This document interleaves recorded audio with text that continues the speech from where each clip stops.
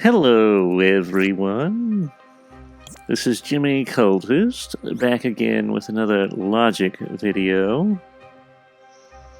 We were actually going to be doing a checkpoint system today.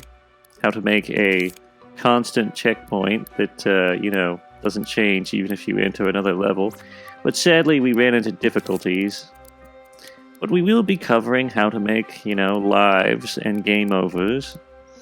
So there's that. Hopefully we'll get to the checkpoint system later once we've ironed out the problems with it. But something I want to talk about right away, before we start, is that if you're making doorways of any kind, I highly advise you to rename the controller sensor of the puppet. Rename it to anything. Just make sure it's, renamed. Also, I renamed the controller logic chip and the puppet logic, just in case. Now, you may be wondering why this is. It's because certain doorways don't work unless you do this. Especially two-way doorways. So, yeah. If you want to do that, it's as easy as just pressing X right there. And for this, you press X on that. And that's how you rename it.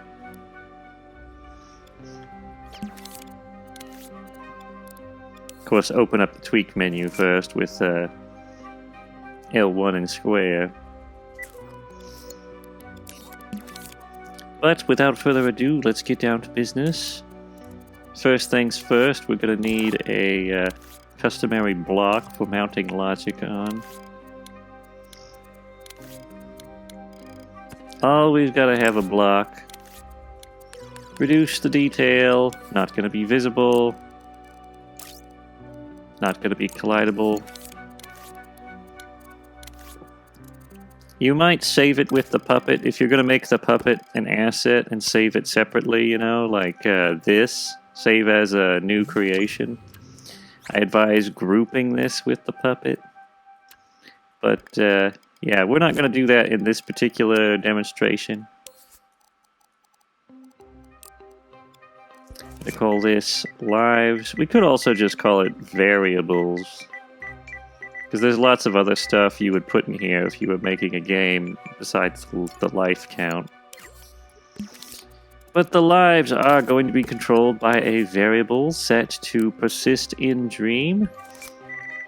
And we'll leave the maximum at 1,000. That's a lot of lives, but you could toggle it to whatever you please. Call it lives. That should do nicely. And we're going to have a calculator. Set the current value to the A input, or operand 1. And equals 0 is the number we'll be wanting. We're also going to set the initial value to 2, so we have 2 lives to start with whenever we load in the scene, which is useful because otherwise you'll trigger your game over immediately because you'll be at 0, so you'll want an initial value for this. We're going to name this doorway Game Over, and I think we'll make it an exit. And we'll have a little effect. Turn red, I guess, for a game over. And we'll put that right there. Next, we're going to go into the puppet. And we're going to need something that triggers when he dies. Death. I'm putting it over here just in case, but it possibly could be in the puppet's logic. I'm just putting it here because I want to make sure that when he dies it doesn't reset it or cause some kind of jankiness, because the puppet kind of respawns and it respawns all the logic as well, which is also why you want your variables separate, otherwise they'll be reset even if they're persistent variables. But yes, here in respawn, or is dead is the output we're going to want. Stick it in there. Set to play once. Set speed to 200%. We want it to be pretty fast indeed. And we'll set it to add -1 to the value. Lives will be what we're targeting, the variable name that is. And that should do nicely for reducing the lives. I'm also going to add a doorway because I want to demonstrate that the game over works, you know, at setting you back in the level. So we're going to make a little doorway here.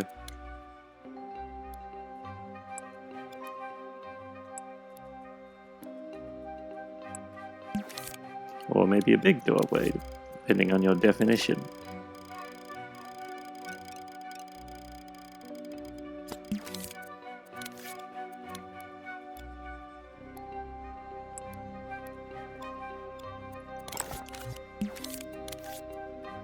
And put a microchip right down here, which is going to act as our doorway. We're just going to call it door. We're going to need a trigger zone set to detect friend and only friend. And we might as well set those on too. And we're going to make it a square. You'll notice that the puppet is not flashing green, meaning that it doesn't actually collide with this zone, and that's because we haven't labeled him friend yet. Now he'll flash green, indicating that he can trigger the zone. And we're going to take out a two-way doorway. Two-way. And we're going to call it Door 1. That should do nicely. We're also going to want to set a position for you to appear in. I think I'll make it right about there. You do want to set them pretty low because they often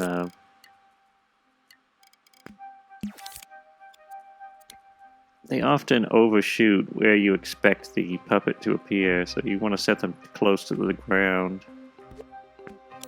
And this will be a separate doorway, which we will name Doorway 2, just to demonstrate how the system works. Alright. I think we're ready to get down to business. The second order of business will be to create another scene for us to traverse to. It's not highly necessary for this demonstration, I just thought it'd be neat to show how it works.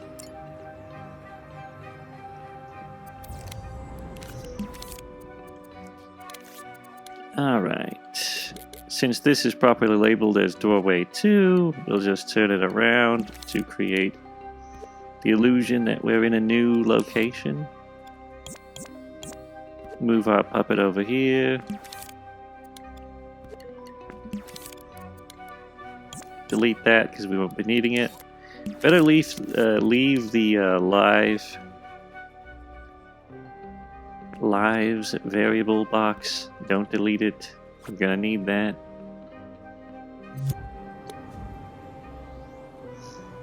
And that's scene 2. We don't really need scene 2. It's just kind of we'll use it. It's not super important. And this will be our game over screen. Actually, we could just delete that and put out another box.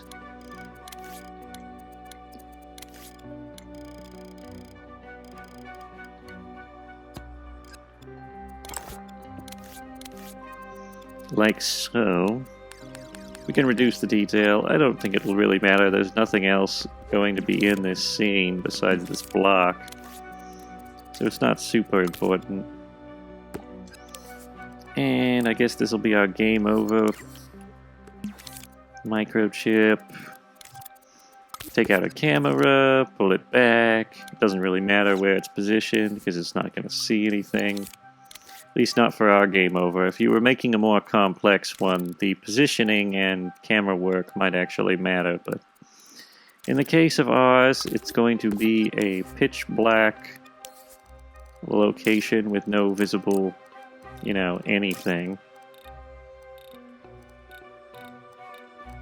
Like so.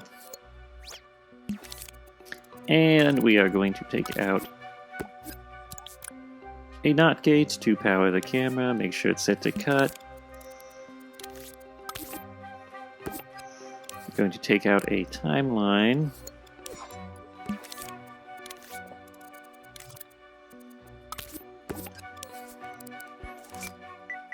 And we're going to call this respawn.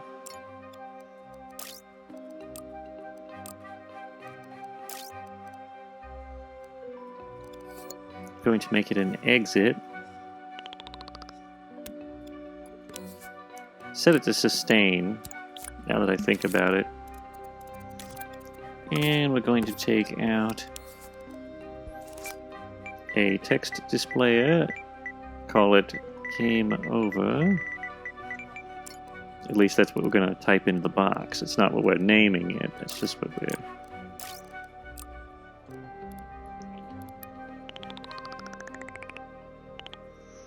Nice big letters. We're going to have it automatically play out and continue. Sometimes I put a, you know, press X to continue system in there, but it's not really necessary. It's all up to your personal, you know, discretion or whatever.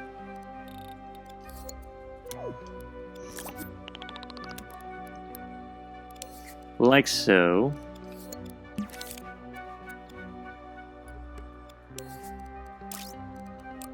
Items.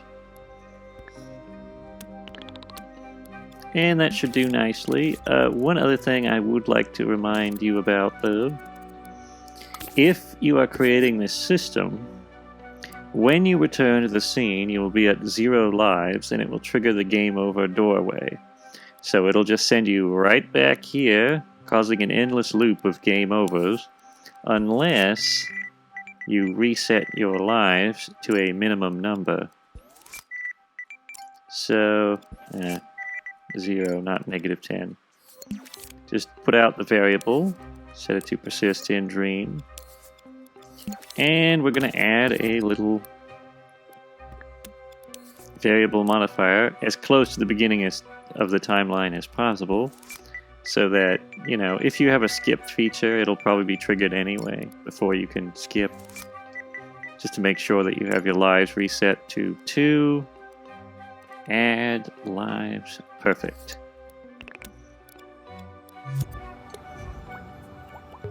And we'll call this game over.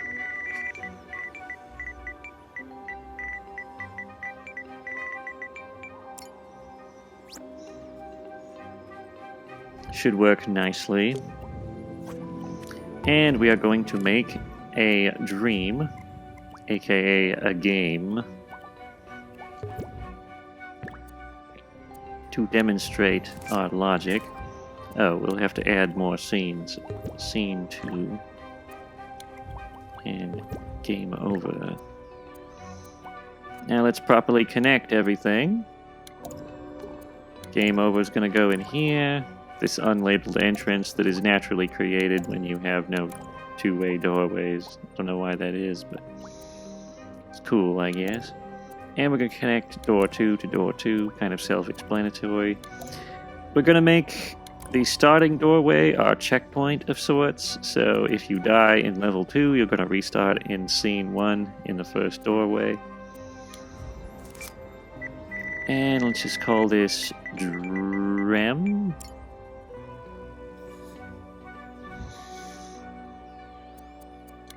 And we'll go ahead and give it a test to make sure everything is working properly. I did forget to put a display. I feel like it would be useful for us to know exactly what's going on, you know. have a visual of sorts to sink our teeth into. So I'm going to put a little displayer down there. It's going to be real easy, though, to update this and add it. So now, if I was saving these online, it probably would take much longer because my internet is not so good.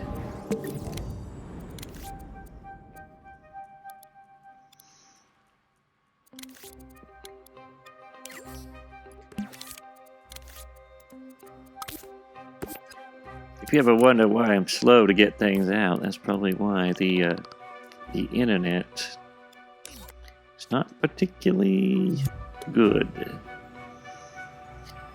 In the past, I've waited up to 30 minutes to publish a dream. Sometimes even longer than that, so yes. And that's if it actually publishes properly. In some cases, there's an error and I have to do it all over again. So it can take up to an hour. Alright, let's begin.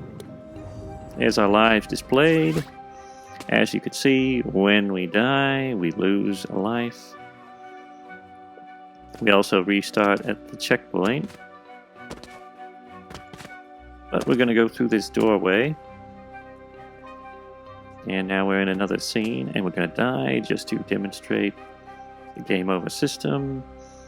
Game over, respawn. We've got all our lives back, and we started at the base checkpoint. So everything is working as intended. I hope you have found this useful if you're, making a game of your own with this system. I'm sorry that we haven't figured out a way to make the constant checkpoints. We'll be, if we come up with something, we'll tackle that again. But for now, this ought to do for the basics of creating, a dream. You gotta kind of, one thing you gotta do is, if you wanted to respawn here instead of back there, something you could do is just copy out your game over, connect this here, connect that there, and basically you could just have a game over per scene. That way, if your game is non-linear, you won't be set all the way back to this scene. If you're like in a, giant adventure or whatever, you can be set back to the scene you started out in. But that's all I have to add to that subject. Here are the names of all of our lovely cult supporters. Many thanks to all of you. If you'd like to get your name in those credits, check the link in the description and head over to our coffee. You can become a cultist neophyte to become credited at the end of our video, or you can become an acolyte to gain early access to videos in addition to credit. Now, if you aren't in the mood for membership, you can always leave a one-time tip. If you enjoyed this video and are not already subscribed, consider hitting the subscribe button down below. And maybe give us a quick like, both options are free. Also, don't forget to ring the notification bell so you will always be notified when new videos come out. If you have any thoughts, questions, or suggestions, leave them in the comment section. Or if you just want to let out your pent-up rage, give us some smack talk. Until next time, goodbye.